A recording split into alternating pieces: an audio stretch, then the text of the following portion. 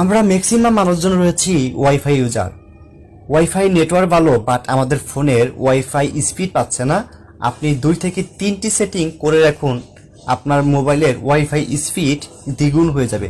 চলুন সেই প্রসেসটি দেখিয়ে দিচ্ছি। ফার্স্ট স্টেপও চলে আসবেন সেটিং অপশনটিতে, দেন এখানে লিখবেন বিল্ড নাম্বার, লিখে আপনি সার্চ করে দিবেন। দেন এই বিল্ড নাম্বারে আপনি 7 থেকে 8 বার ট্যাপ করে দিবেন।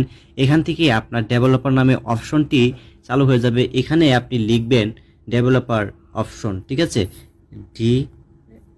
ডেভেলপার, এই যে ডেভেলপার অপশন চলে এসেছে। দেন এখানে একটি ক্লিক করে দিবেন। এখান থেকে নিচে স্কিপ করে এখানে আপনি অপশন পেয়ে যাবেন এনেবল ওয়াইফাই বাডুস, এই অপশনটি আপনি অন করে দিবেন। এখানে ওয়াইফাই স্ক্রিন, এই অপশনটিও আপনি অন করে দিবেন।